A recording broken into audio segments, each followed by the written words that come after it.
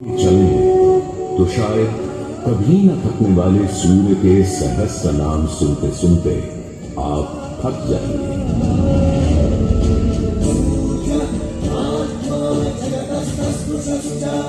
हमारी सभ्यता के सबसे पुराने और आधारभूत ग्रंथ ऋग्वेद के पहले मंडल में ही सूर्य का बखान करती हैं ऋचाएं, और सूर्य से मिली अग्नि से ही शुरू होती है ऋग्वेद की पहली ऋचा अग्नि,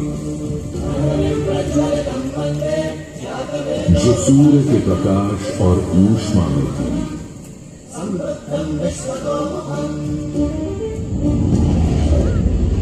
अग्नि जो दावानल और ज्वालामुखी में प्रलयंकारी विध्वंसक के रूप में विद्यमान थी। अग्नि जो चौखट पर पहरेदार तथा चूल्हे में एक मित्र के रूप में भी मौजूद थी।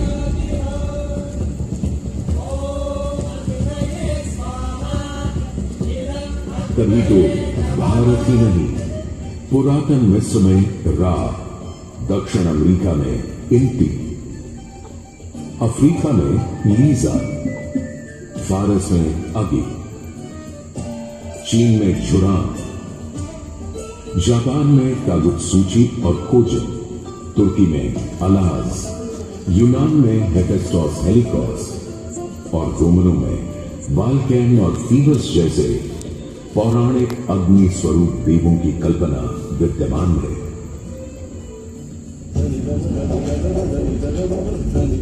भारत में मान्यता है सूर्य ऋषि कश्यप और अदिति का पुत्र है। कहते हैं जब सूर्य की शादी विश्वकर्मा की पुत्री संजना से हुई तो संजना उसकी चमक से इतनी परेशान हो गई कि पिता विश्वकर्मा को छाया का निर्माण करना पड़ा, और तभी से चल रहा है सूरज की रोशनी के साथ धूप छांव का खेल। उन्होंने सूर्य के कुछ टुकड़े काटकर उसी से कर दिए थे भगवान विष्णु का चक्र, शिव का त्रिशूल, कुबेर की गदा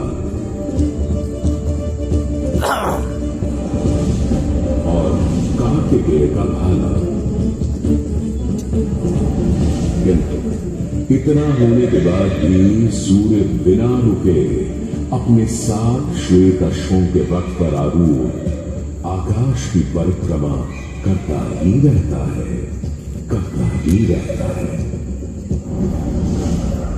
असल में हमारे मानव बनते और 2 पैरों पर खड़े होते ही हम समझ गए थे सूर्य का प्रचंड प्रताप और प्रकाश, उसकी जीवनदायिनी शक्ति। हर पल बदलते संसार में, हर रात घटते बढ़ते चांद वाले आकाश में केवल एक सूर्य ही है जो हर रोज सही समय पर उदय होकर हमारी दुनिया को जगमग, जागृत और जीवित कर देता है, और हमें एक अवश्यम भावी स्थायित्व का आभास देता है।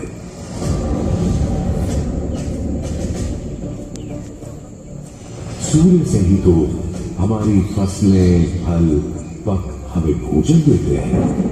सूर्य से ही तो हमें बादल और बारिश मिलती है, और सर्दियों में सूर्य जरा रूठा तो जीना दुभर हो जाता है। पेड़ों के पत्ते झड़ जाते हैं, वन्य जीवन गुप्त होकर लुप्त हो जाता है, और पूरी दुनिया बेरंग सफेद हो जाती है।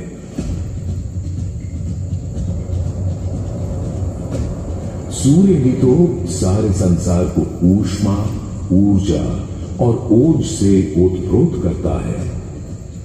इसीलिए तो ऋग्वेद में कहा है कांतिमय ईश जनों का मुख प्रकट हुआ है सूर्योदय के साथ। हे ईश्वर, इस आदित्य के उदय के साथ हमें अंधकार, दुर्भाग्य और पाप दोषों से भी बंधन मुक्त कर देना आज।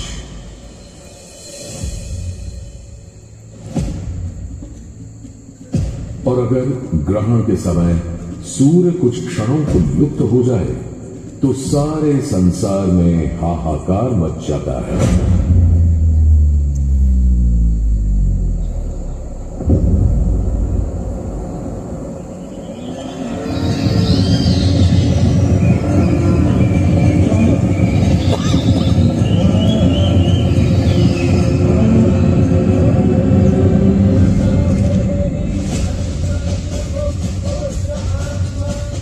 यह सूर्य के अनंत गुणों का प्रभाव ही तो है कि सारे संसार में आदिकाल से सूर्य की अर्चना, आराधना और सूर्य मंदिरों का निर्माण होता रहा है।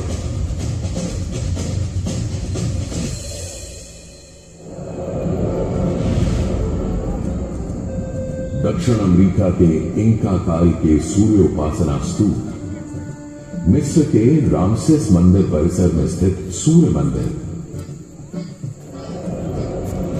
रोम और यूनान, चीन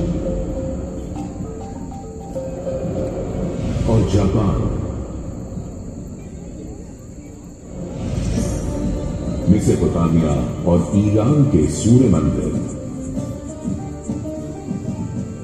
और भी दुनिया भर में न जाने कितनी सभ्यताओं ने अपनी अपनी तरह की सूर्य उपासना और मंदिर परिसर देखे हैं।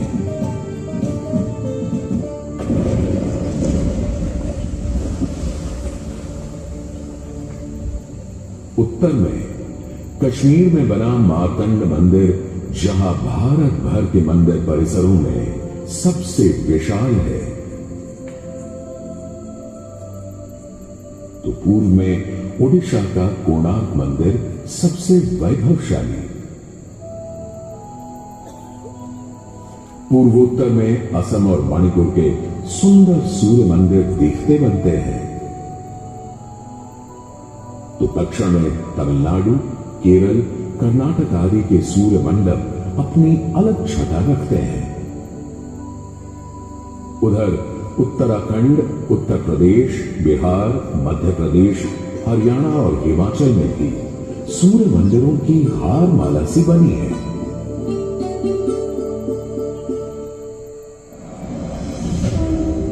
किंतु यदि मैं कहूं कि देश के पश्चिम में, अपने गर्वी गुजरात में, अपने इस मुढेरा में सदियों से स्थित आपके सामने खड़ा यह सूर्य मंदिर संसार का सबसे विलक्षण, विचित्र, वैविध्यपूर्ण, सुंदर, सुरूप, सुघड़ और सुघर मंदिर है, यह अतिशयोक्ति नहीं होगी।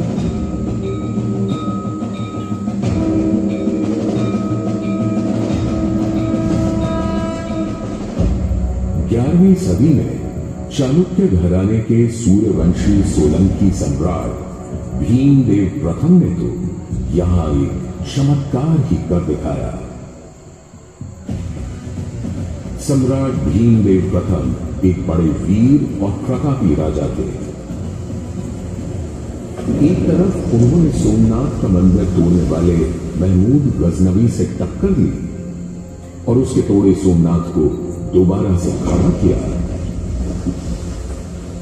तो वहीं पूरे गुजरात में तमाम नए किले, मंदिर, तालाब और बाग बनवाए। उनके अद्भुत शिल्प प्रेम के आज तक साक्षी हैं सिद्धपुर का रुद्र महालय,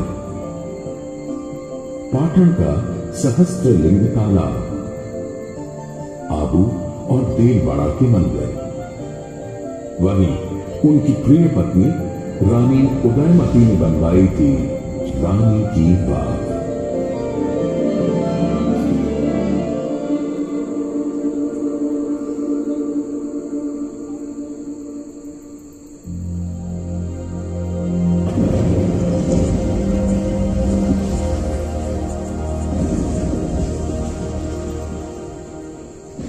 किंतु इन सारे स्थापत्य और शिल्प के नमूनों से कहीं ऊपर था राजा भीमदेव का पुष्पावती नदी के किनारे सन 1026-27 में करवाया इस सूर्य मंदिर का निर्माण। महसाणा से 20 किलोमीटर दूर बने इस मंदिर में आज नदी भले थोड़ी दूर चली गई हो, पर मंदिर के ठीक सामने बना सूर्य कुंड इस सुंदर परिदृश्य में पानी की कमी खलने नहीं देता। सूर्य के प्रकाश पुंज और जल का यह खेल पूरे परिसर को तरंगित और झंकृत करता रहता है।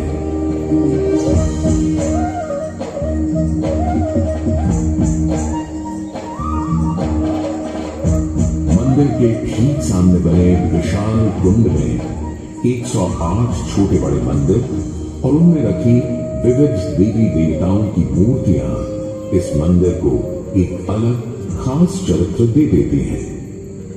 इसका एक और नाम है रामकुंड, और क्यों ना हो, जबकि यहां विस्तृत धर्मारण्य वन क्षेत्र में ही श्री राम ने मोढेरक का निर्माण करवाया था। इस कुंड के पानी में मंदिर इस तरह प्रतिबिंबित होता है कि लगता है मानो अग्नि और जल घुल मिलकर कोई खेल खेल रहे हैं।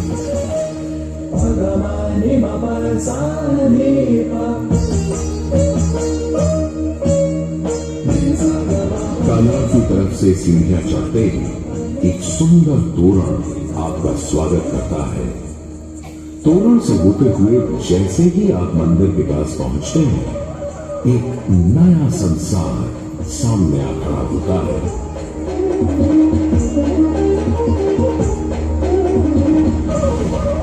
मंदिर के सभा मंडप के सोपान पर बने 12 खंभे साल के 12 मास दिखाते हैं, तो 12 आदित्य और 12 गौरी भी यहाँ पत्थर पर उकेरी गई है। सूर्य देव को समर्पित इस मंदिर में शिव, विष्णु और ब्रह्मा भी विद्यमान है, और इस मंदिर के हर कोने में खड़े हैं 10 लोकपाल, यानी इंद्र, वायु, अग्नि और कुबेर जैसे देव। आज भी हजारों तीर्थयात्री यहाँ उत्तरायण महोत्सव मनाने और सूर्य को प्रणाम करने आते हैं। इस हेरिटेज साइट पर हजारों देशी विदेशी सैलानी भारत के इस विलक्षण सूर्य मंदिर को देखने, समझने, इसकी वैज्ञानिक पहेलियों को बूझने चले आते हैं। संसार और विशेषकर भारत में बने अधिकतर सूर्य मंदिरों की तरह मोढेरा के मंदिर को बहुत वैज्ञानिक सोच समझ से बनाया गया है। पूर्व पश्चिम धुरी पर पूर्वोन्मुखी यह मंदिर इस तरह रचा गया है कि विषुव पर्व के दिन, यानी उस दिन जब दिन और रात ठीक बराबर होते हैं, सूर्य की पहली किरण सीधे गर्भगृह में स्थापित सूर्य प्रतिमा पर ही गिरती थी।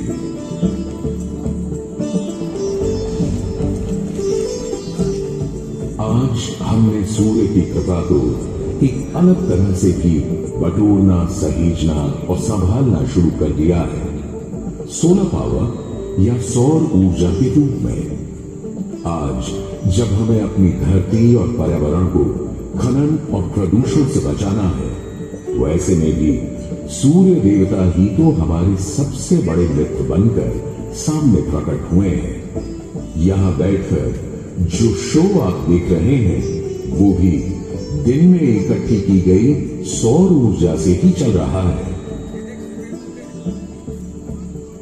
और क्यों ना हो, जब हमारा भारत प्रधानमंत्री आदरणीय नरेंद्र मोदी जी के प्रोत्साहन और नीतियों से दुनिया का तीसरा सबसे बड़ा सौर ऊर्जा बनाने वाला राष्ट्र बन गया है।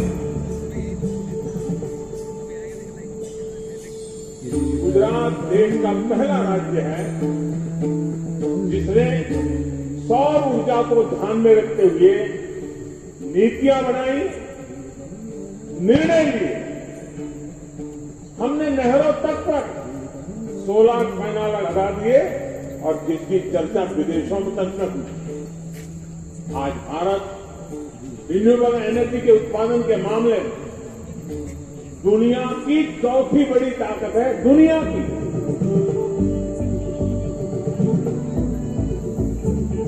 आज भले ही इस मंदिर से सूर्य की मूर्ति हट गई हो, पर सूर्य ने अपनी कृपा दृष्टि कभी हमारे संसार से नहीं हटाई।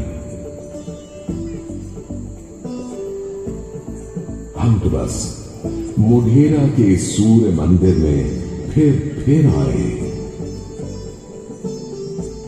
और राष्ट्रकवि प्रदीप की लिखी इन पंक्तियों से आकाश में विद्यमान सूर्य से गुहार लगाए कि जगत भर की जिंदगी के लिए, करोड़ों की रोशनी के लिए सूरज रे जलते रहना, सूरज रे जलते रहना।